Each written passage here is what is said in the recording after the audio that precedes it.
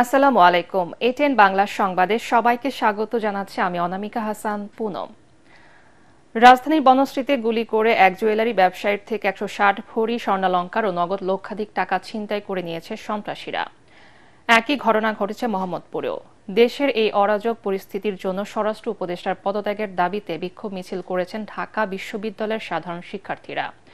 তবে আজ থেকে আইন শৃঙ্খলা পরিস্থিতির উন্নতি হবে বলে আশ্বাস দিয়েছেন স্বরাষ্ট্র উপদেষ্টা জাহাঙ্গীর আলম চৌধুরী।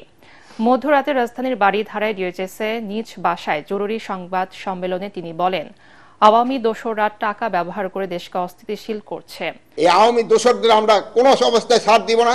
তাদের কাছে প্রচুর টাকা আছে, এই টাকা তারা বিভিন্ন জনের মধ্যে বিভিন্নভাবে ছড়াচ্ছে এবং দেশে একটা অস্থিতিশীল পরিস্থিতি চেষ্টা করতেছে, কিন্তু তারা কোনো অবস্থায় সাকসেস হবে না। আমি বাহিনীর সবাইকে ইনস্ট্রাকশন দিয়েছি, আগামীকাল থেকে যেন কোথাও কোনো কিছু না ঘটে এই জন্য তারা ব্যবস্থা নেবে। বাণিজ্য উপদেষ্টা শেখ বশির উদ্দিন বলেছেন, বিগত সরকারের আমলে অপ্রয়োজনীয় প্রকল্প ও অর্থ পাচারের মাধ্যমে অর্থনীতিকে পঙ্গু করা হয়েছে। বিএনপি ক্ষমতায় গেলে ব্যবসা বাণিজ্যে আমলাতান্ত্রিক জটিলতা কাটিয়ে প্রাতিষ্ঠানিক সক্ষমতা বাড়ানো হবে বলে জানিয়েছেন দলটির স্থায়ী কমিটির সদস্য আমির খসরু মাহমুদ চৌধুরী। রাজধানীর মহাখালী ব্র্যাক সেন্টারে সিপিডি আয়োজিত সুষম ও টেকসই উন্নয়নের জন্য অর্থনীতির পুনর্কৌশল নির্ধারণ বিষয়ক সেমিনারে তারা এসব কথা বলেন। এ সময় দেশে বিনিয়োগ বাড়ানো এবং রপ্তানির বৈচিত্র্য অর্জনে কৌশলগত নীতি পুনর্বিন্যাস নিয়ে আলোচনা করেন বক্তারা। তারা বলেন, রপ্তানি ও রিমিটেন্স বাড়াতে না পারলে সামষ্টিক অর্থনীতির সংকট কাটিয়ে ওঠা যাবে না। সেই সাথে বাণিজ্য নীতি সংশোধন না হলে রপ্তানিও মুখ থুবড়ে পড়বে বলে জানান বিশ্লেষকরা। বিগত আওয়ামী লীগ সরকারের সময় বন্ধ করে দেয়া দেশের অন্যতম জনপ্রিয় বেসরকারি স্যাটেলাইট টেলিভিশন চ্যানেল ওয়ানের সম্প্রচারে আর কোনো বাধা নেই। চ্যানেলটির সম্প্রচারে বিটিআরসির সিদ্ধান্ত স্থগিত করেছেন আপিল বিভাগ। এ সংক্রান্ত বিষয়ে দায়ের করা আপিল আবেদনের উপর শুনানি শেষে সুপ্রিম কোর্টের জ্যেষ্ঠ বিচারপতি মোহাম্মদ আশফাকুল ইসলামী নেতৃত্বাধীন আপিল বিভাগের পূর্ণাঙ্গ বেঞ্চ এই আদেশ দিয়েছেন। আদালতে চ্যানেল ওয়ানের ব্যবস্থাপনা পরিচালক গিয়াসউদ্দিন আল মামুনের পক্ষে ছিলেন ব্যারিস্টার রুহুল কুদ্দুস কাজল, অ্যাডভোকেট পলাশ চন্দ্র রায় ও ব্যারিস্টার মারুফ। আইনজীবীরা জানান, চ্যানেল ওয়ানের বিষয়ে আপিল আবেদন পূর্ণাঙ্গ বেঞ্চে শুনানি হয়েছে। চ্যানেলের পক্ষে করা আবেদন গ্রহণ করেছে আপিল বিভাগ। ফলে চ্যানেলটি সম্প্রচারে কোনো বাধা নেই। আওয়ামী লীগ সরকার ক্ষমতায় আসার পর 2010 সালের 27 এপ্রিল প্রতিষ্ঠানটির সম্প্রচার বন্ধ করে দেয়। বিটিআরসি ফ্রিকোয়েন্সি বরাদ্দ বন্ধের পর চ্যানেলটির কর্তৃপক্ষ এ বিষয়ে হাইকোর্টে আবেদন করেন, কিন্তু আবেদনটি খারিজ হয়ে যায়। আন্তর্জাতিক, রাশিয়ার সাথে যুদ্ধে ইউক্রেনকে দেয়া অর্থ সহায়তা ফেরত চাওয়ার পরদিনই মার্কিন প্রেসিডেন্ট ডোনাল্ড ট্রাম্পের সঙ্গে দেখা করার আগ্রহ জানালেন প্রেসিডেন্ট ভলোদিমির জেলেনস্কি। একই সঙ্গে ইউক্রেনের শান্তি ফেরাতে প্রয়োজনে প্রেসিডেন্ট পদ ছাড়তেও রাজি বলে জানান তিনি। এতে চলতি সপ্তাহের মধ্যে রাশিয়া ইউক্রেন সংঘাতের অবসান হতে পারে বলে আশা করছে হোয়াইট হাউস। আরও জানাচ্ছেন শরীফুল ইসলাম।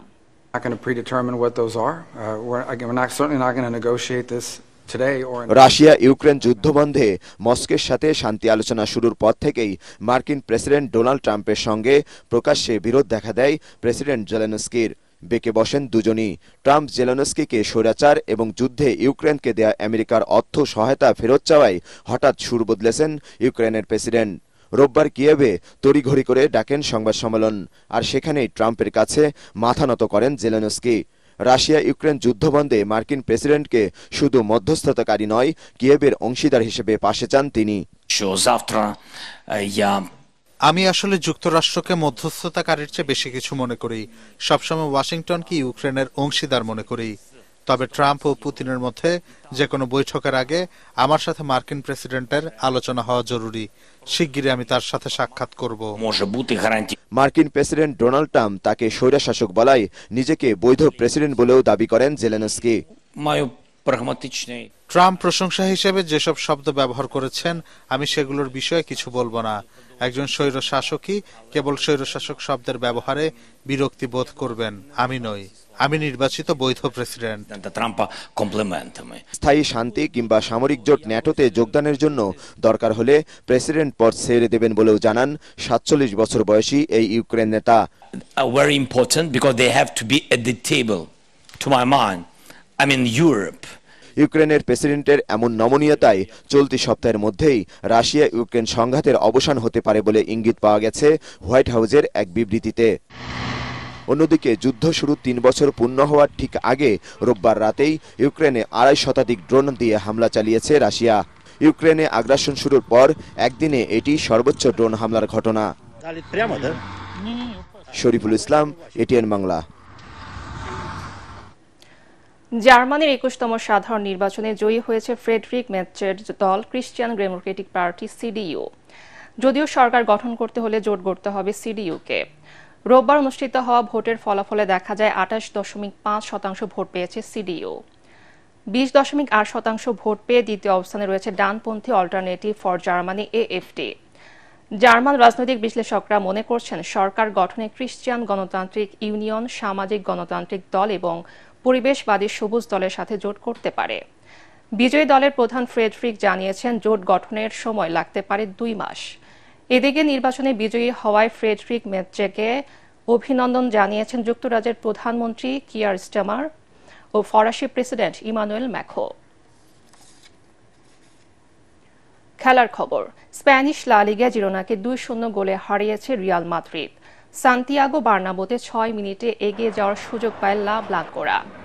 কিলিয়ান এমবাপ্পেকে গোল বঞ্চিত করেন জিরোনা গোলরক্ষক। একইভাবে রিয়ালের থিবো কর্তোয়াও প্রতিপক্ষকে হতাশ করেন। 41 মিনিটে বক্সের বাইরে থেকে অবিশ্বাস্য ভলিতে দলকে এগিয়ে নেন লুকা মদ্রিচ। 83 মিনিটে দলের হয়ে দ্বিতীয় আর জয়সূচক গোল করেন ভিনিসিয়াস জুনিয়র। এই জয় 54 পয়েন্ট নিয়ে টেবিলের 2 উঠে এসেছে কার্লো অ্যাঞ্চেলোত্তির দল। সমান পয়েন্ট নিয়ে গোল পার্থক্যে এগিয়ে থেকে শীর্ষে বার্সেলোনা।